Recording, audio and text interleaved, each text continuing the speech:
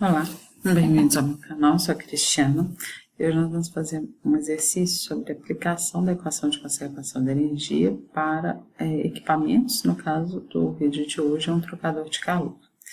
Eu utilizo o Moran Shapiro, 8ª edição, esse é o exercício 4.73 dele. Vocês podem ver que é um exercício em unidades do sistema britânico.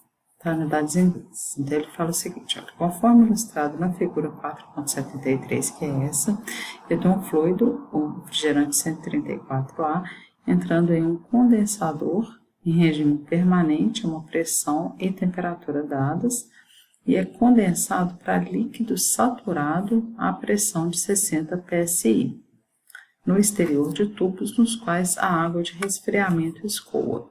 Tá? Então, a água de resfriamento ela entra aqui no estado A e sai no estado B. Então, ele fala que quando passa pelos tubos, a água aumenta a sua temperatura em 20 graus Fahrenheit. Tá? Então, TB menos TA é 20 graus Fahrenheit, que é igual também a 20 graus Rankine. Não sofre nenhuma queda de pressão apreciável. Ela pode ser modelada como essas propriedades aqui, né? Esse Y aqui é a versão do livro digital que aparece dessa maneira, mas é o volume específico, vocês podem ver pela unidade, 0,0161 pés cúbicos por libra, tá? E C, o que é o calor específico. A água é líquida, então é um fluido incompressível, então CP é igual a CV, que é simplesmente C. Ele fala que a vazão máxima do refrigerante, tá? Que é o R134A, é de 3.100 libras por hora. Ele fala o seguinte, desprezando os efeitos de energia cinética e potencial e ignorando a transferência de calor no exterior do condensador, determine a vazão volumétrica da água de resfriamento e a taxa de transferência de calor do refrigerante que se condensa para a água de resfriamento. Então, só um detalhe, que essa questão da transferência de calor é desprezível, tá?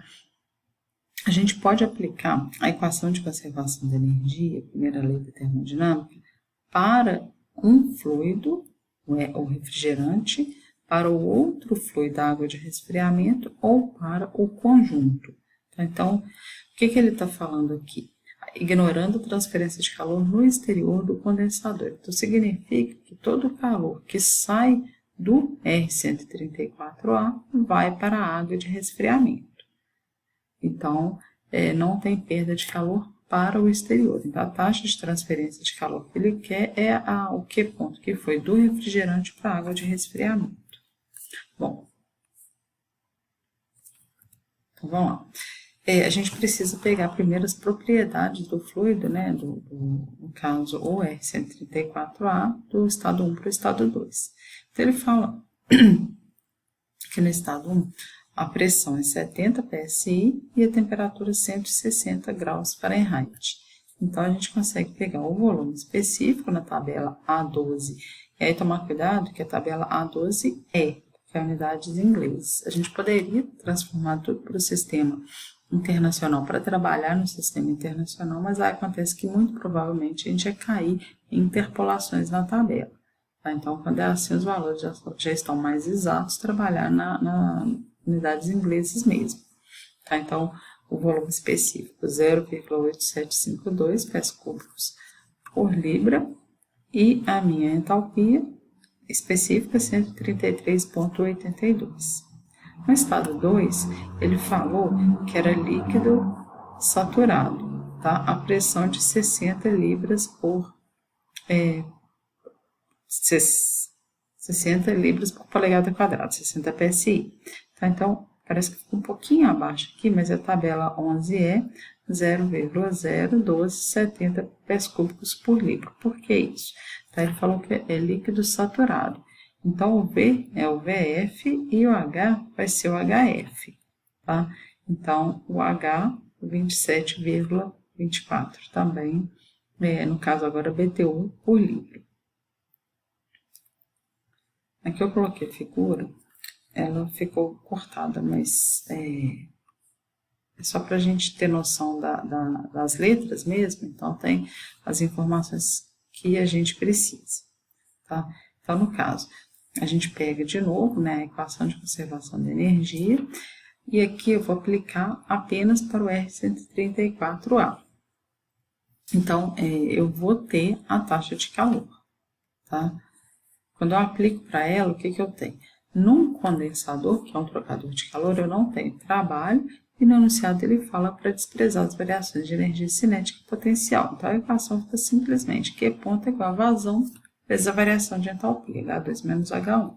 Então, se eu pegar os valores que eu tenho, né, a minha vazão, ele me deu libras por hora, então eu vou trabalhar em libras por segundo. Aí eu dividi por 3.600. Eu tenho meu H2 e o H1 que eu encontrei. Tá? Então, a unidade aqui, BTU por libra. Quando a gente trabalha num sistema diferente do sistema internacional, é interessante a gente colocar as unidades para a gente não se perder.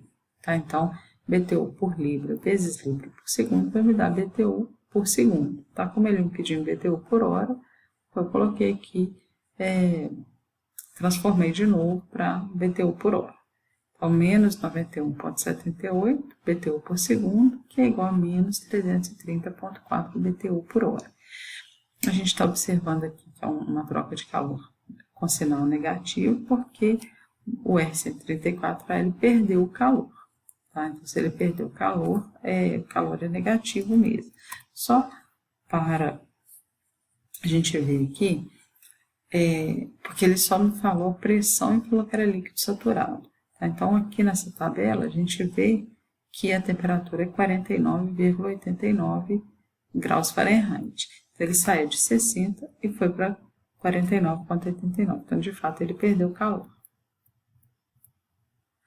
Quando eu quero saber agora, outra coisa que ele me pediu foi a vazão da água de resfriamento. Então, o que a gente sabe? Todo o calor que saiu da R134 foi para a água. Eu posso aplicar a equação da primeira lei somente para a água. Então, tá aqui, ó.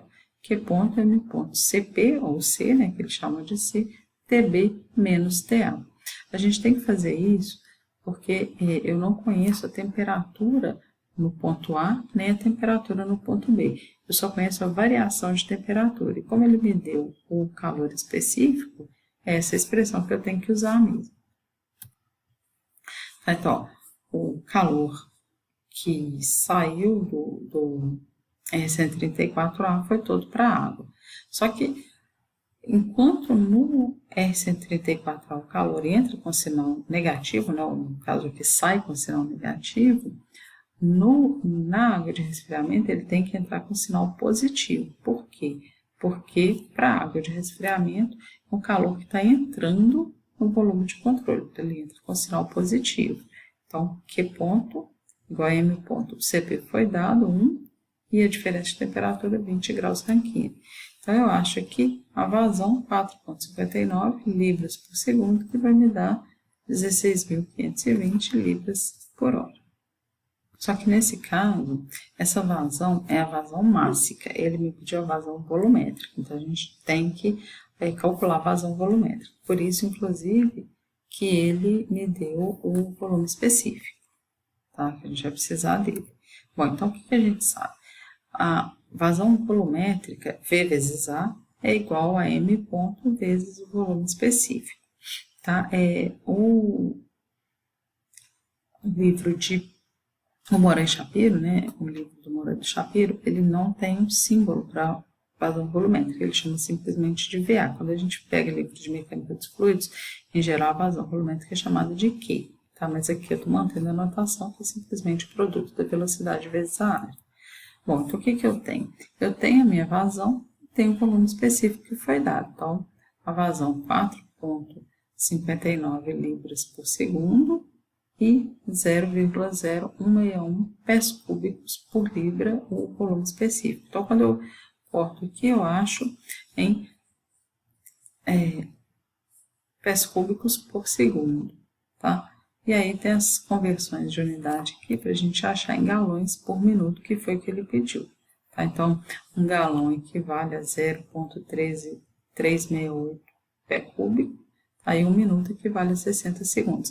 Essas transformações de unidade aqui, eu fiz um vídeo mostrando como fazer isso de uma maneira mais tranquila, tá? Embora, então, seja trabalhoso, né, sair multiplicando e dividindo, eu acho que tem menos chance de errar. Então, eu fiz um vídeo mostrando isso, e aí tá lá na playlist do capítulo 1. Tá? Então, se vocês tiverem dúvida, podem voltar lá. Bom, então, finalmente, né, a gente calculou aqui a vazão volumétrica em galões por minuto, que é o que tinha sido pedido.